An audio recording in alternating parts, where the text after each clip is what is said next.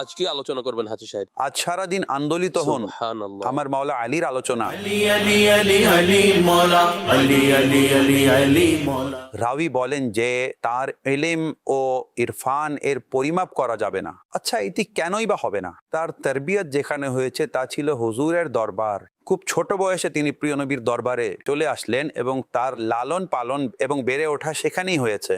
এখন যার লালন পালনই প্রিয় নবীর দরবারে হয়েছে, আপনি ভাবুন যে তার মাহাত্ম্য ও মর্যাদায় কে পৌঁছাতে পারে। প্রিয় নবী বলেন সাহাবাদের ব্যাপারে, যে কোনো একজনকে অনুসরণ করলে হিদায়াত লাভ করবে।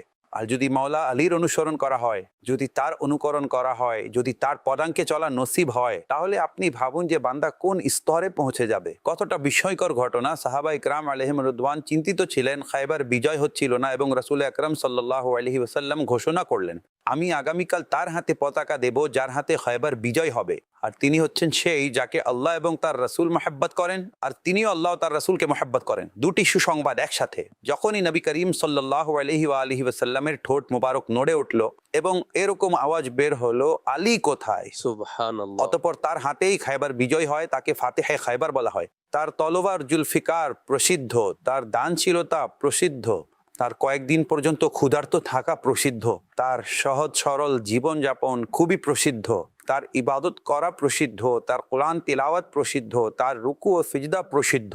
কতই না অসাধারণ। যখন বদরের ময়দানে মাওলা আলী নেমেছিলেন, সেখানকার অবস্থাই অন্যরকম ছিল। তিনি বলেন, হে দুনিয়া, এখন দুনিয়ার সাথে কথা হচ্ছে মাওলা আলীর। বলেন, হে ধোকাবাজ দুনিয়া, যা তুই অন্য কাউকে ধোকা দে। আমি তোকে 3 তালাক দিয়ে দিয়েছি, এখন প্রত্যাবর্তন কখনোই হবে না। তোর বয়স অনেক কম এবং তোর সম্পদ ও নেয়ামত খুবই তুচ্ছ, কিন্তু তোর ক্ষতি অনেক বেশি। তিনি তার নফসকে ছুঁড়ে ফেলেছেন। নিজে বলেন, দুনিয়া তুই অন্য কাউকে ধোকা দে। মাওলা আলীর সত্তা এমন অসাধারণ সত্তা, যদি তার নিকট কেউ বসতো এবং তার কথা শুনতো, না চোখ ক্লান্ত হতো, না কান ক্লান্ত হতো, না শরীরের উঠতে মন চাইতো। সুবহানাল্লাহ। মাওলা আলী রাদিয়াল্লাহু আনহু এই বিষয়টি নিজ কর্ম দ্বারা প্রমাণ করেছেন যে আমি আল্লাহর সিংহ।